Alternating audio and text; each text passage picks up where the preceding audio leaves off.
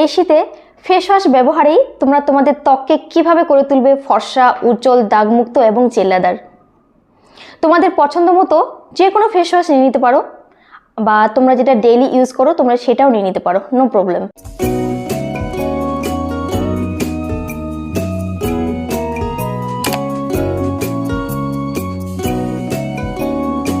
Hello friends and welcome back to my channel. আমি নন্দিতা আবারও চলে এসেছি তোমাদের কাছে একটা ডিআইওয়াই হোমমেড তৈরি ফেস ক্লিনার নিয়ে, যেটা কিনা তৈরি হবে ফেস ওয়াশ দিয়ে। আর এই ফেস ওয়াশ কিন্তু আমরা বাড়িতে প্রায় সবাই ইউজ করেই থাকি। আর এই ফেস ওয়াশের সাথে যদি আমরা এমন দুটো জিনিস নিয়ে নিই তাহলে কিন্তু একটা অসাধারণ ম্যাজিকের মতো ফেস ক্লিনার তৈরি হয়ে যাবে, যেটা ব্যবহারে তোমাদের স্কিনের যে রুক্ষ শুষ্ক ত্বক রয়েছে সেটাকে কিন্তু হাইড্রেটেড করে রাখতে অনেকটাই হেল্প করবে। তোমাদের স্কিনে যদি কোনো দাগ ছোপ থেকে থাকে বা ট্যান পড়ে গেছে সেগুলোকে কিন্তু অনেকটাই রেগুলেট করবে আজকের আমার এই রেমেডিটা। তো তোমাদের মধ্যে অনেকেই আছো যাদের মুখে অ্যাক্টিভ অ্যাকনে বা অ্যাক্টিভ ব্রণ থেকে থাকে। তো আমি এই মুহূর্তে তোমাদের বলবো কোনো রকম হোম রেমেডি ইউজ না করতে। তোমরা শুধু সাফিসিয়েন্ট জল পান করো আর প্রতিনিয়ত 6 থেকে 7 বার জলের ঝাপটা দিও, তাহলে দেখবে তোমাদের যে ব্রণগুলো রয়েছে সেগুলো আস্তে আস্তে কমতে শুরু করেছে। তো যাই হোক, আমি কিন্তু আজকে তোমাদেরকে আরেকটা দুর্দান্ত অসাধারণ ফেস টোনার শেয়ার করব। তো চলো তবে দেখে নেওয়া যাক আজকের আমার এই ফেস ক্লিনার কিভাবে তৈরি করব, মানে ফেস ওয়াশের সাথে এমন দুটো জিনিস আমি কি মেশাবো আর কিভাবে বা তৈরি করব আজকের ফেস টোনার। তো লেটস গো। তো ফ্রেন্ডস, এই ফেস ক্লিনার তৈরি করার জন্য প্রথমত আমাদেরকে একটা পরিষ্কার বাটিতে নিয়ে নিতে হবে হাফ চামচ চালের গুঁড়ো, আর নিয়ে নেব এখানে হাফ চামচ মধু। তারপরে নিয়ে নেব তোমাদের পছন্দ মতো তোমরা এখানে ফেস ওয়াশ নিয়ে নেবে। আমি আমার পছন্দ মতো ফেস ওয়াশ নিয়ে নিয়েছি। এবার মুখ ধোয়ার সময় তোমরা যতটুকু পরিমাণে ফেস ওয়াশ নাও তোমরা ততটুকু এখানে নিয়ে নেবে। এবার ভালোভাবে মিক্স করে নেবে। চালের গুঁড়োয় যে স্টার্চ কন্টেন্ট রয়েছে তাই আমাদের স্কিনকে করে তোলে হোয়াইটনিং, ব্রাইটনিং এবং লাইটনিং। মধু ত্বককে ফর্সা করে তোলে, নরম রাখে। এবার দেখো এটা আমার রেডি হয়ে গেছে, এবার অ্যাপ্লাই করার জন্য আমি রেডি। তো ফ্রেন্ডস, এবার এই ফেস ক্লিনার পেস্টটাকে তোমরা হালকা হাতে তোমাদের ত্বকের মধ্যে লাগিয়ে নেবে। দেখো আমি যেভাবে লাগিয়ে নিচ্ছি তোমরা ঠিক এভাবে লাগিয়ে নেবে। 5 মিনিট রেখে তারপরে কিন্তু ওয়াশ করবে। একবার ওয়াশ করার পরেই তোমরা দেখতে পারবে তোমাদের স্কিনের মধ্যে একটা হোয়াইটনিং চমক নিয়ে এসেছে। বিশ্বাস করো বন্ধুরা, তোমরা শুধু এটা একবার ট্রাই করে দেখো তাহলে বুঝতে পারবে।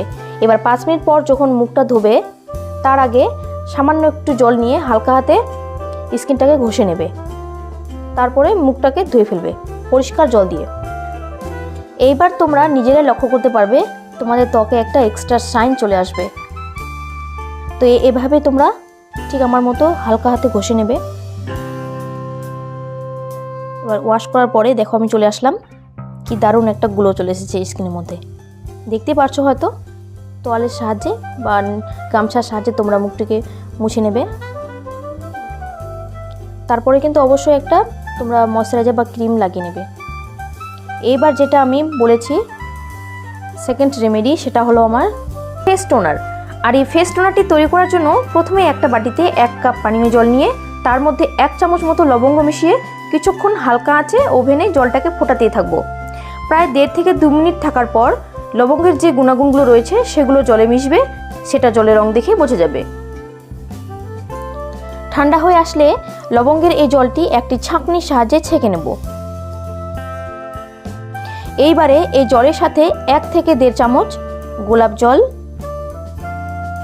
হাফ চামচ অলিভ অয়েল এবং কয়েক ফোঁটা ক্যাস্টর অয়েল নিয়ে একটি চামচ দিয়ে ভালো মতো মিশিয়ে নেব। সবশেষে এই জলটি একটি স্প্রে বোতলে নিয়ে নেব। এইবার আমার এই হোমমেড তৈরি ফেস টোনারটি স্কিনে অ্যাপ্লাই করার জন্য পুরোপুরি রেডি।